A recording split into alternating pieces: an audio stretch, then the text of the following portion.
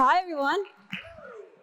It is so phenomenal to be here with this group of people today presenting on this topic, and I mean absolutely every single word of that. These are not my slides, by the way, so while I'm talking, if we could switch those over, that'd be great. But that's actually perfect because I really do mean this. Like I sent in my normal slides on this topic a couple weeks ago. Team had what they need to get everything ready today.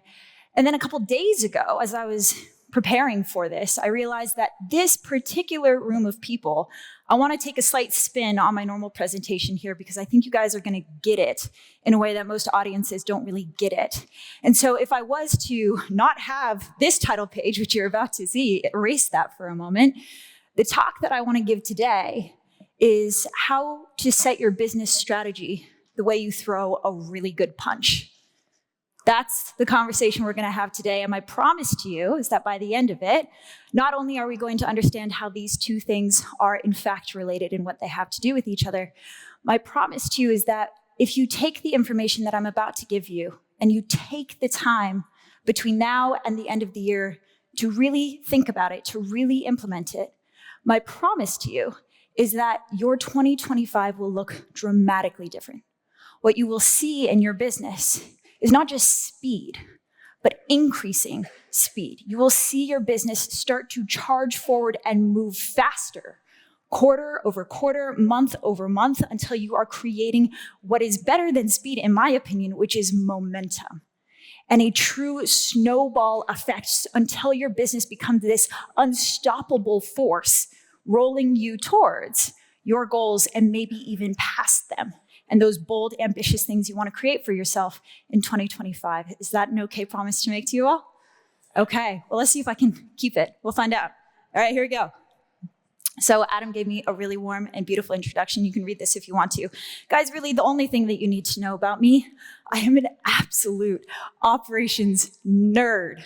I really am. I really love this because in the hundreds of businesses now that I've had the chance to work with, what I genuinely believe is that operations is the key unlock, not just to the best version of your business, right? The most revenue, the most profit, but the best version of your life in relationship to your business. The freedom that you have to spend time with your loved ones, the impact that you're able to make on your community. We can build good businesses, but without operations, we will never build great businesses, and we will never be the version of ourselves as a founder capable of creating that great business. I genuinely believe this to my core, which is why I'm so excited to be presenting to you all today. So, if I look at that title, How Business Strategy is Like Throwing a Really Good Punch, the obvious question, the important question that stands out to me is, well, what the hell is strategy, right? Other than some nice corporate lingo, jargon, buzzword, what is strategy and why do I need it? Because I feel like I'm doing pretty good, right? So to answer that question, I want to take you on a journey. Actually, you're already on this journey. You're on this journey, I'm on this journey. It's the same exact journey every single entrepreneur in this room is on, which is the journey of our business, the journey between where we stand today, the version of ourselves, the version of our company that we have today, and where we are trying to go, the end goal. Every single person in this room right now has an end goal. Please take a moment and remind yourself, what is your end goal? Not just the end goal for the business, not just the revenue and the profit and the numbers, but the end goal version of your life. The freedom that you have, the trips that you take, the time you spend with your loved ones, the money you're able to donate to your communities and your charities. What is that version of life that you're trying to create? Does everybody have their end goal in mind? Right? Because that's all we're here to do. We're here to somehow walk ourselves from where we are today to where we are trying to go. And strategy, very simply, is the set of decisions that will take us from point A to point B. I'll say that again. Strategy is the set of decisions that will take us from point A to point B. That's all it is. Very simple on the surface, right? And all of us ideally would like our strategy to look like this, right? We would like for it to be a straight, direct line, shortest route possible from where we exist today to where we are trying to go. This is the ideal we aim for. But the reality that we honestly feel like we live in, again, we're all on this journey, is probably something a little bit closer to this. Would you agree? Like, it's kind of like the walk home after like a really good night at the bar. Like, nope, that wasn't the right hire. And like, oh, launched that product, that didn't work out, course correct, right? And we're getting there, we're moving in the right direction. But more often than not, the decisions we make kind of take us slightly off board, and then we have to course correct back in. And that's, frankly, totally fine. We all experience that. We all feel that. But the unfortunate news is that if we were to really take a step out, for the large majority, probably 90% of the entrepreneurs that I work with, their strategy, their journey, actually looks a little bit closer to this. And we're all laughing because it's so damn relatable, right? Like, we took a decision that we thought was going to move us forward, and it actually just spun us on our head. We thought we were doing a really good thing, and then we look up 6 months later, 12 months later, and we haven't actually made the progress that we thought we were going to make. And we ask ourselves the question, why? Because it's not like any of us aren't smart. There's incredibly intelligent, capable people in this room. Every single entrepreneur that I know wants this. But most of us end up with this. How? Why? Where is the disconnect there? The disconnect is because we don't see this day to day. We don't see this perfect 30,000-foot view of us and our business and where we're trying to go and exactly what we need to do to get there. We're on the path. We're on the journey. And if I was to like pick you up and miniaturize you and pop you on this path, what you would be seeing, what we all see, looks something like this, right? We have a general direction we're trying to go, but then there are unlimited pathways in front of us about how to get there. Every day when we open social media, we scroll through our first 5 favorite business coaches. They have 5 new ideas for things that we need to implement in our business. Boom, 5 new pathways in front of us, right? We show up to our coaching calls, we walk into work, we see what our competitor is doing across the street. Unlimited pathways, unlimited opportunities all the time. And they all kind of look pretty good. They all look like they actually might get us there, and our end goal is just over the horizon, and we can't actually see which one of these pathways is correct, right? And so this is the dilemma. This is what is so hard about strategy, because it's all well and good to make a decision, but how do we know it is the right decision? It's that straight line that's going to get us to where we are trying to go. How do we go from, like, let's be honest, I could only get the AI to work with me on 3, but we've got like thousands of pathways in front of us all the time. So how do we go from that vantage point and that reality to that singular straight line that we're trying to find? No wonder so many of us get it wrong. It sounds pretty hard. So how do we do this? How do we go from endless pathways to one? It's not a trick question. How do we do it? Yeah, we decide, right? We make a choice. But I love this word, decide. If you look at the word decision and you look at the Latin root of that word, it has the same root as the word incision. It means to cut away, to cut off. What are we doing when we decide? We're deciding to do one thing, yes, but what we're really doing is we are cutting away everything else. By making the decision and saying yes to one thing, we implicitly say no to everything else. And that's what's so hard. It's so hard because they all look really good. So how do we say no? How can we be certain that the pathway we're saying no to is not actually the right one? And when we're stuck in that space with unlimited good ideas, unlimited opportunities, how do we decide? It is terrifying and it is difficult. It's so hard, in fact, that most entrepreneurs I know don't end up doing it. They cop out and they say, you know what? We're just going to try it all. We're just going to try it all. We're going to launch that marketing channel and that one and that one. And we're going to launch that offer and that product, and we're going to try that too, right? And we're going to say yes, we're going to do all of these things because I just don't know which one's the right one and I don't want to be wrong. But what happens, right, is that we end up putting ourselves in this position where by saying yes to everything, we say yes to nothing. A mentor of mine, Alex Hormozi, says, a CEO who stands for nothing will go for anything, And that is the challenge we find ourselves when we try and grow our business without strategy. And the clients that come to me who struggle with this, I ask them a simple question. I say, what would you rather have? Would you rather your team, your organization, would you rather it be a lamp or a laser? What I mean by that is that we all know that there is a finite amount of energy, right, that we have in our business to work with. We have our energy, our team's energy. It's kind of all we got. So with that finite amount of energy, let's imagine that as light for a moment. How would you like to spend it? Do you want that energy to be cast in 360 degrees all around, a nice diffuse dim light in all directions? Or do you want to take that exact same amount of energy and make it a laser? Channel it, focus it in a singular direction.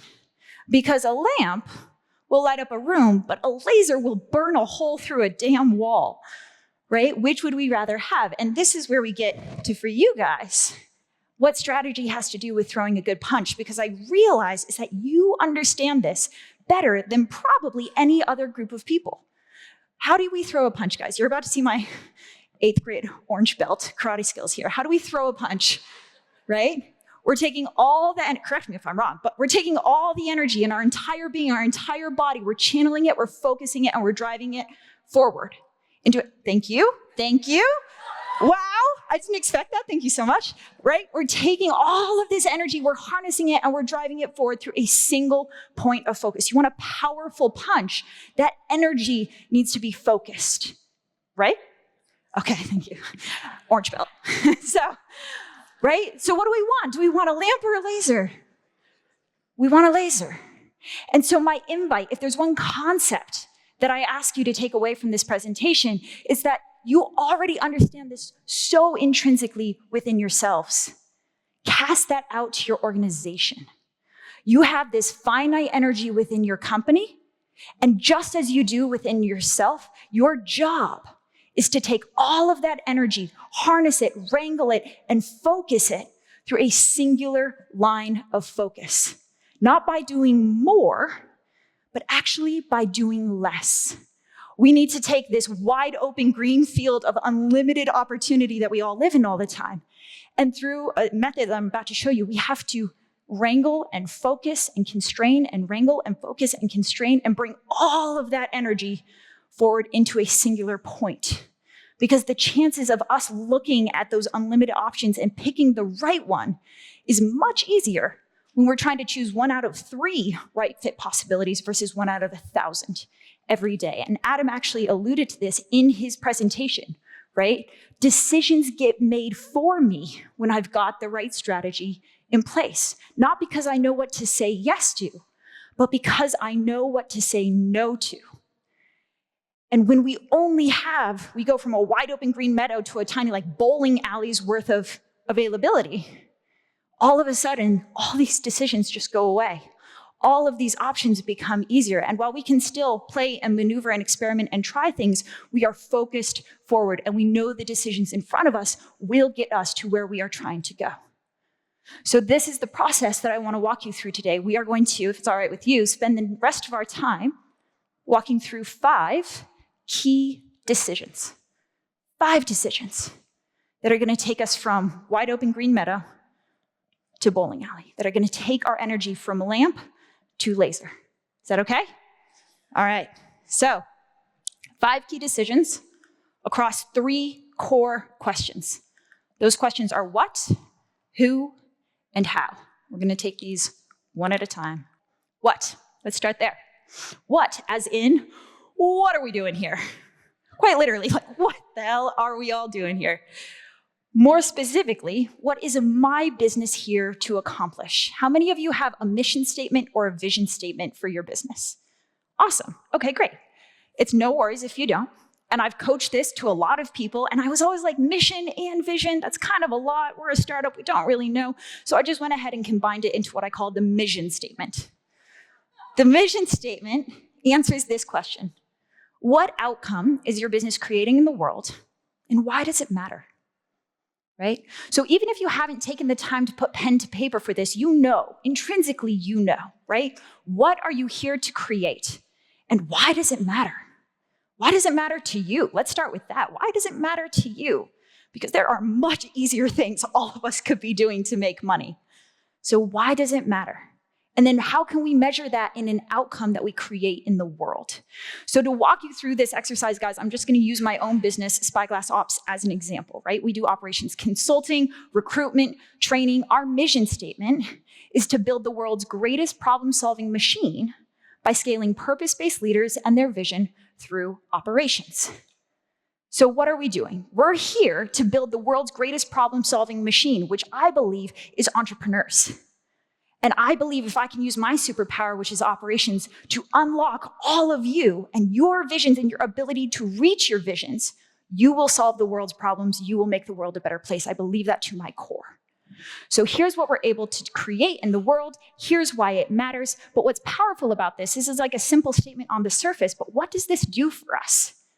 What it does is it cuts away an enormous amount of potential pathways. Now, instead of saying, man, our client needs help with sales, they need help with marketing, they need all these things. Instead, it's like, no, we do one thing, operations. We will help them in their operations. But if they need sales and marketing help, we're gonna send them to Adam because he is way better at that stuff than I am, right? We will not work with any non-purpose-based clients. We're just not gonna do it. It's not in alignment with our mission statement. Therefore, it is not an option on the table. It cuts away the possibility. We're not gonna work with non-leaders, so we don't work directly with the teams. We work with CEOs and their operators, their leadership team, right? Anyone who is not a CEO or operator, we don't work with you. It's a powerful tool, not because it tells us what to say yes to, but because it tells us to say no to everything else. And all of a sudden, we just went from a wide open green field to a slightly more narrow one. Does the process make sense? The cutting away. Cool, then let's do it again.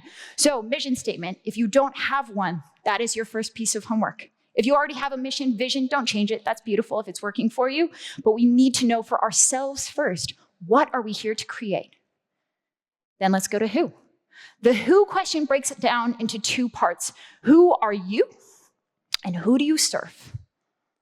So who are you? The tool that companies use to answer that question is core values. Who here has written down, codified core values? More of you. Love that. Love to see that. And again, you do have core values. You may have just not written them down. We don't have enough time today for me to walk you through my core values exercise. The very good news is, at the end of this, I'm giving you all a free gift with my step-by-step on how to create all of these things, your mission statement, your core values. So if you don't have any of these things, don't worry, that guidance is coming for you. So core values, right? These are our 4 core values. And what I love about core values is that you get between 3 to 5. That's it. Which means that for all the values outside of that, we are automatically saying no. Now, that doesn't mean that if my core value doesn't have niceness on it, that I can't be a nice person, right? It just means it's not who I be. It's not who I attract. It's not who I am at my core. My company is at my core. And it's not the type of client that we're going to attract, right? On the client side, who do you serve? I think everybody tells us we have to pick a niche, right? That's a big one. We have to pick a niche. But I don't think that niche is specific enough. Again, it doesn't eliminate enough. And so the tool that I recommend you use, you may already have it, is called the ideal client avatar. An ideal client avatar is highly, highly specific, and that's powerful because by being specific, it helps us cut away a lot that is not, right? So I could tell you about the ideal client avatar for Spyglass Ops. I could tell you that we work with 7 to 8 figures in revenue. I could tell you that we work with strictly purpose-based, right? That's from our mission statement, purpose-based high growth leaders. I can tell you that the founder is growing this business but feels like they're becoming stuck and trapped in the day-to-day weeds of their company, that they want to grow to the next level, but they need the right systems, the right team in place. I could tell you what this person thinks about at 2 in the morning. I know this person so well. Right? And because I know them so well, I can recognize them when I see them. I can speak to them in my marketing. I can talk to them like a human being that I know them to be when I'm on a sales call, and my team can do the same. And most importantly, we can recognize when we are not talking to that person. And we can tell them honestly and with all the love in the world, I actually don't think we're the right thing for you right now. But here's a referral to our friend who I think will be able to help you better. And we can know what to say no to. and save ourselves an enormous amount of time on the back end, bending over backwards for a client that we shouldn't have been working with in the first place. How many people have accidentally done this, right? So the more specificity we can create allows us to say yes, of course, and allows us to say no to everything else. So who are you? Who do you serve? That is our next layer of constraint. For me, that means we're not working with anybody below 7 figures, people who are just starting out. We're not working with anybody above multiple 8 figures, right? Large, medium, and corporation-sized businesses, we don't work with them. We help them grow and become, and then we send them on their way. We don't work with people who aren't core values aligned, right? So I just took the market in even the US, which is, hundreds of millions of startup businesses, and I said, nope, we're gonna work with just probably these few 100,000 that meet this specific avatar. Now that's still a plenty big market, and it allows me and my team absolute focus when it comes to serving those people better than anything else. Do we see the process here, guys? Okay, so these are the next items on your homework. Core values, if you don't already have them. Ideal client avatar. And again, I have an exercise that I will provide to you all to walk you through it in creating these things if you don't already have them. Good, let's keep going. The third question, the question we're going to spend the most amount of time on is how, right? How are we going to get there? There are actually 3 layers to this question, 3 layers that we need to answer first for ourselves so we can then deliver it to our teams. Adam, I so love you for this. Vivid vision. Guys, if you hear something mentioned on a stage twice, probably write that one down. So I'm not going to get into this because he did such a beautiful job covering it. But if you don't already have that 3-year vision, right? Cameron Harold, he's a former business partner of mine. He's absolutely brilliant, and he will help guide you through the process of creating a rich, colorful 3-year vision. A 3-year vision is not just, I want to make this much money in revenue and this much money in profit. Because that doesn't eliminate anything. I want to 3x my business. There's only about 100,000 different ways that you could possibly 3x your business. It doesn't serve you when it comes to taking pathways off the table. So we have to go deeper. We have to go more granular. What is our team culture going to be like? Cool, if I have a super crystal clear understanding of my team culture, as Adam pointed out, if I have a toxic team member, there is no decision. The decision has already been made because this person doesn't align with where I'm going. Right? If I know exactly what I want my brand and my marketing to be in the space, and then an incredible marketing agency that works so well for the person down the street comes to me and says, we're gonna blow you up through terrible cold email campaigns, you can be like, awesome, not for me, no. Because it's not in alignment with how I know I want my brand and my marketing to look, right? So the more you can get clear on what you say yes to, the more the no's become easy. They become easy, they fall away. So these are all of the components that your 3-year vision should contain. Culture, what products and services are you offering? What is the customer experience? How do they feel going through your process, right? Brand and marketing, yes, financial success, of course, revenue, profit, but see how that's like only one of 7? And it's like not even the top one on the list? Right? What does your physical space look like? We just watched a video where they were able to expand, and they were clear, remember? In the video, they're like, we're gonna get that pizza parlor and that nail salon. Hell yeah, get it. Because they know, and they're clear on it, and they can drive towards it. And when the incredible space across the street opens up, they're like, nope, it's not the vision. The vision is this space. We understand it, we know it to be true. And then impact and contribution. What I love about this room is everybody here is purpose-based. You are those people. You know that to be true. So what is the level of impact you want your business to have 3 years from now? Really ask yourself and dream into that question. So my recommendation with the Vivid Vision, guys, is that you give yourself spaciousness to come up with it. Meaning, for me, this looks like taking a journal and going up and hiking into the mountains and sitting by a beautiful lake and just sitting there and dreaming into it. Put yourself in your creative space. We as founders are the first to sacrifice our time when it comes to the day-to-day that needs to get done in our business. But hear me when I say that what your business actually needs from you is this: clarity on where you're going. There is literally no one in your company that you can delegate this to. Literally everything else can and should and eventually will be delegated, but this cannot. So if you are sacrificing this and spending all of your time running the day-to-day details of the company, you are sacrificing the well-being of your business's ability to make strong decisions. Prioritize this. When I ask you to take the time between now and the end of the year to do this, I'm saying grab a journal and go to a lake, or do whatever the version of that is for you to get clear on this. Can you promise me that? Okay, perfect. We got one. He's gonna crush it next year, just wait. All right, here we go. So that's the first layer of the how question, right? That 3-year layer. And again, it eliminates toxic team members. For me, this actually means eliminating a physical office altogether. I'm very clear that in 3 years, my company will still be remote. So cool, I don't have to put any thought or idea into how I might create an office for myself. Off-brand marketing, again, they cut away, they just disappear off the radar. Layer 2 to the question how is the 1-year roadmap. Like 3 years is beautiful, a vivid vision is beautiful, but it is still quite vague, it's still quite broad. So now we need to bring it down to the granular, now we need to bring it down to the numbers. So this is where we get to the math portion of this presentation, bear with me. The 3 North Star metrics that I recommend you know for your business, again, we're talking about 2025 here, are impact and growth, profit, revenue. I actually recommend listing these out in this order, not revenue first, because we're purpose-based entrepreneurs in this room. Meaning the revenue, like, all right, I want a company that does 500K a month by the end of next year. But do I really care if it does 499K?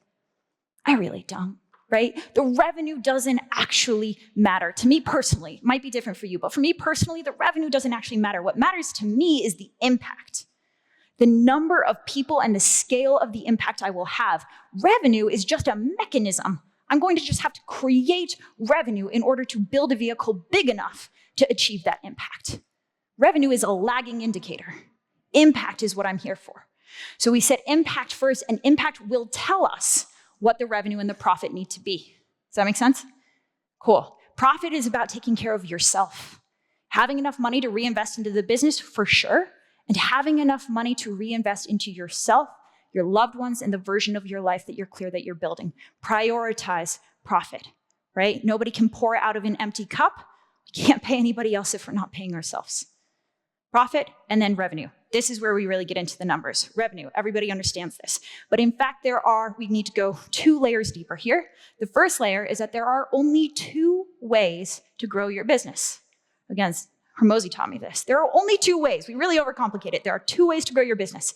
You can have more people pay you money, or you can have each person pay you more. More customers or higher lifetime value. Acquisition, lifetime value, these are the only 2 growth levers we have in our business. So if I say I want my revenue to be 500K per month, well, what am I saying? Do I want 5 people to pay me $100,000? Or do I want 100 people to pay me $5,000? Those will both get me there, right? But those are 2 dramatically different versions of my business. So what are the numbers telling me I'm creating? Revenue, fantastic, but broken down by what?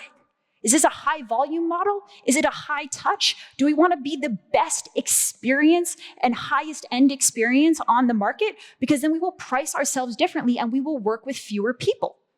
And then I can make all of my strategic decisions in alignment with that clarity. Does this make sense? I'm seeing some nods. Okay, cool. Again, this is where it gets a little technical, so slow me down if you have questions here.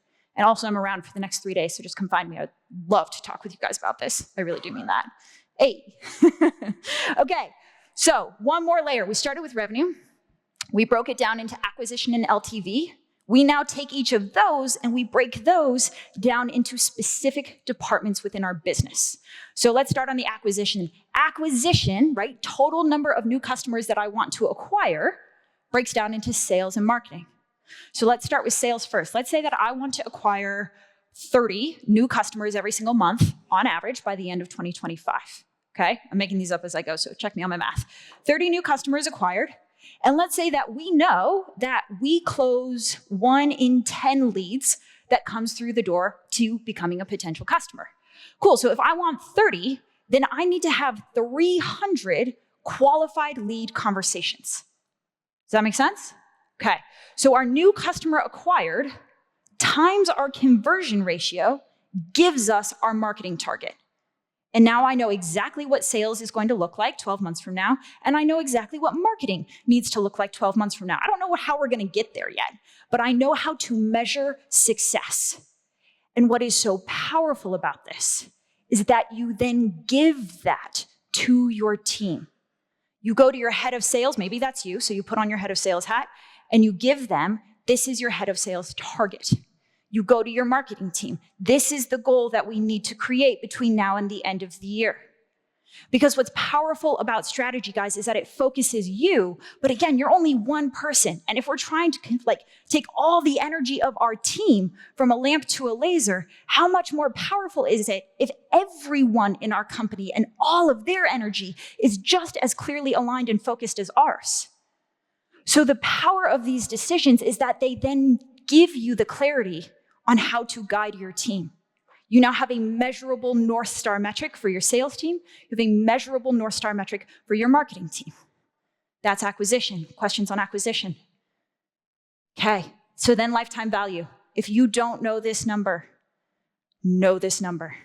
Again, between now and the end of the year, I've given you guys plenty of time to get with your team to figure out how you're going to track this. Lifetime value is the average revenue one customer will pay you over the course of their whole life. And it is an incredibly powerful growth lever in your business. Lifetime value breaks down into two metrics, monthly recurring revenue and monthly retention, meaning on average, how much is one customer paying us per month? And then how many months do they pay us? That's it, right? How much are they paying us per month times how many months on average do they pay us? These are the two measures that our customer success team, which in your case is coaches, right, have to work with. And the question you're giving them is, hey, I found out our lifetime value is this. Our average retention, let's say, is 5 months right now. And by the end of the year, I want to double our LTV by increasing that retention to 10 months. How are we going to make that happen? And now your team is like, well, actually, boss, I've had some ideas around this. I was talking to a parent the other day, and they were saying it would be really awesome because the next step for their kid looks like this, and they really wanted to see that. And now your team is actually starting to proactively innovate alongside you because they have clarity around where you're trying to go. If right now you feel frustrated, like your team is like almost like a ball and chain that you're having to drag along behind you, like they're waiting always for you to come up with the next decision or the next thing that's going to get done, I promise you, it's not because your team is incapable of critical thought or innovation or proactive action. I can almost guarantee you it's because they don't know where you're going. And none of us, no matter how of a high performer A player we are, none of us can run a race if we don't know where the finish line is. So our job is to set the finish line and then individualize that to our team. Here's the finish line for the company, but here's the finish line for your role. Run towards it. And all of a sudden, you will see your team start to run. This is where speed comes from. Because not only have you unlocked innovation and creativity, you've also focused it so that they are running in a singular direction. And they are running where before they were kind of plodding along behind you, probably really, really frustrating to you. Cool. Lifetime value. Once we know, okay, here's our monthly recurring revenue target, here's our retention target, that will tell us what our products need to be. Because our products and our pricing for those products need to be the products that will give us that level of monthly retention and that level of monthly recurring revenue. See how the decisions make themselves? Right? And the hard part with strategy, again, we covered this, is saying no. The reason saying no is so hard is because we don't like feeling confined. We don't like feeling constrained. We don't like feeling like I can't chase that opportunity if it feels really good. But what's powerful about it is that by no means am I telling you to no longer innovate. In fact, quite the opposite, I am giving you clarity on where to innovate. Where do we need to innovate? We need to innovate in the gaps between our performance today and our performance 12 months from now. If my sales numbers are not where I want them to be, then I need to innovate on a new sales strategy and process that will get us there. If my marketing is not where I want it to be, then I need to innovate and I need to work with Adam and his team to get my marketing to those numbers, right? In fact, I now know exactly where to put my creative focus. My team knows exactly where to put their creative focus. It's in closing the gap. So now, instead of imagining worlds of unlimited opportunities, I am focusing on specific problems. And I'm able to measure my progress when it comes to solving those problems over the next 12 months, right? So this is the identification of the gap between where I'd like us to be department by department versus the gap of being like, I want to 3x my revenue in the next 12 months, but I have literally no idea how we're going to do that, right? Thoughts and prayers. We do better. We do better because you deserve better, because your team deserves better, and because your clients and your community deserve better. You want to have your highest level of impact. We have to know more than just that we're going to get there, more than just that inner conviction. We need to know how it's going to happen. Okay. Third level down, 90 days. So we've gone from 3 years, that was our rich, colorful, vivid vision, down to 1 year. This is where we create quantifiable goals and targets, down to 90 days. 90 days is the timeline on which we take action. So we've converted from vision into action. Action looks like priorities. Fun fact about, you can tell I like Latin roots. Fun fact about the word priorities is that in Latin, there is no plural of that word. It is just priority. Because what is a priority? It is the one thing that will get done. And then we westernized it and we were like, no, I will have 10 priorities, right? But it reduces the whole point. We say yes to everything, which means we say yes to nothing. So I would recommend, if you can, a single 90-day, I call it objective. What is the one thing that if we were to achieve this objective in my business over the next 90 days, it would move us towards our 1-year vision, more effective, faster than anything else. The book I would recommend for this is called The One Thing, and it can be summed up in a single sentence. What is the one thing such that by doing it, everything else becomes easier or unnecessary? When it comes to setting priorities, guys, we're asking ourselves, what is leverage? What is the one thing such that by doing it, everything else becomes easier or unnecessary? That is the objective we set for ourselves on a 90-day basis. And then we break that down. So I'm giving you 1 to 3 because I'm nice, but really it should just be 1. And then we break that down into actionable tasks each week, each month. What are the major actionable milestones that now need to be achieved in order for us to reach that priority? This tells us what we need to work on. How many of us feel like we're stuck working in our businesses, not working on them? All of us, all the time. This is what we work on. Just one thing. And this is what your team works on. They work on closing the gap between the performance in their department today and the performance that they're trying to create 90 days from now, right? So your whole team is now working on the business in addition to working in it. And this is where we create speed. This is where we create momentum.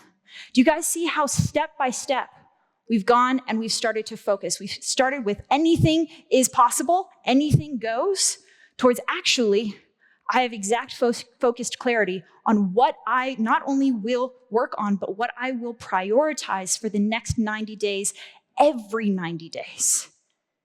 And when we have that, and again, we roll it out and give it to our team, that's the real unlock here, guys. Do all this work. Please, God, do all this work. But then do not stop there. Give it to your team, because then they get to be walking this path with you.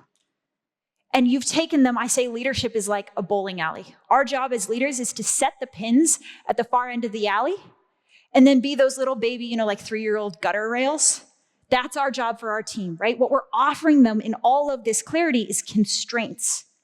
Innovate, play, come up with new ideas. I want to hear your ideas within this bowling alley of focus towards these goals to close these gaps. And all of a sudden, your team is going to pop off. They're going to have all these ideas and all this excitement because all of a sudden they understand here's where we're going and here's how I can help us get there. And we stop doing this. Remember this? Because don't we all want this? I promised you speed. Which one of these is faster? I promised you momentum. Which one of these allows us to create momentum? There is no momentum on this graph. There is no, unless we're getting really good at going in circles, there's no momentum here, right? When we create that singular focus, we create our ability to build and stack that energy until it becomes unstoppable. And then we maintain it. Because I promise you, sitting on a lily pad, up on a lake with your journal, feels really awesome. And then you come back to earth and you go into work on Monday and everything is a mess and it all goes out the window. So how do we maintain this? We build it into, again, rhythms. We have our quarterly rhythm. So that's a leadership strategic intensive. How many people take 1 to 2 days, either by themselves or if you have one, a leadership team, to ask yourself these questions and set your 90-day priorities? None of us, one of us. Okay, 2 of us, amazing. Because this room is about to transform. Guys, just by doing that, just that one thing, if you were to go every 90 days to build out these tools and then continuously revisit these questions, you will stop doing the whirly-woo and you will start walking in a straight line. So leadership intensive, this is a weekend you carve out for yourself, and if you have it, your leadership team. And again, I'm giving you a strategic vision guide so you know exactly how to guide that time and what to focus on. And then on a monthly basis, instead of being like, well, what are we gonna do this month? Every month we're asking ourselves the question, are we on track or off track towards our 90-day priorities? And if we're off track, what do we need to do to course correct? Very simple question. Are we on track or off track? We know. What do we need to do to course correct? Cool, that's where we're going to focus, that's where we're going to innovate. Then on a weekly basis, how many of you have a weekly call with your team? Or a meeting, a huddle? Yeah, most of us. But how many of those huddles are just like, so what happened? And what do you need help with? Right? We're not working on the business, we're intrinsically reactive in that way.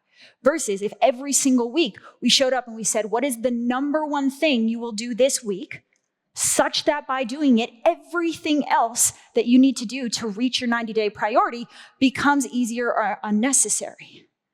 So now you have a weekly priority, and so does everyone else.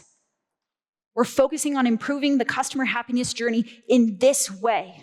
We're focusing on looking at those feedback forms this week, right? We have clear priorities that allow us to gradually, incrementally, but relentlessly move forward. Thank you. And then daily, she's like, ooh, yeah, I just came up with that. And then daily, right? What is beautiful about this is that on a day-to-day basis, your team knows what to work on now. How many of you feel like you run around every day telling your team, work on this? Do this. Where are we at with this? Did you finish that? Why isn't that done? On a day-over-day basis, that should not be necessary. It's only necessary because your team doesn't know what they should be doing, what to work on. But if that is laid out clearly and broken down weekly, then every single day, they are self-managing when it comes to their own priorities and tasks. Does that make sense? Beautiful. You ready? You guys are really ambitious. That was a ton of information. I know that to be true. It would be absolutely shitty of me to just give you all of that and then just fly away and send you into the world. So what I wanted to offer you, again, totally for free, this is my strategic vision guide. This is the process I walk through with my clients, with my team, and it gives you the step-by-step questions that you need to answer to create your mission statement, your core values, your ideal client avatar, your vivid vision, your one-year roadmap, your 90-day objective. Is it a lot of work? Yes. Is it the thing that will allow you to take all of this lamplight energy and focus it through a singular forward point? To take all of the hard work, you're already doing the work. You're already putting in the hours. The question is just, how well is it getting you to where you want to go? And when we take all of that energy and we wrangle it and we focus it and we constrain it and we give it to our team and we get everybody on board, all of a sudden we give ourselves that opportunity to throw a really good punch. That's it. Thank you, guys.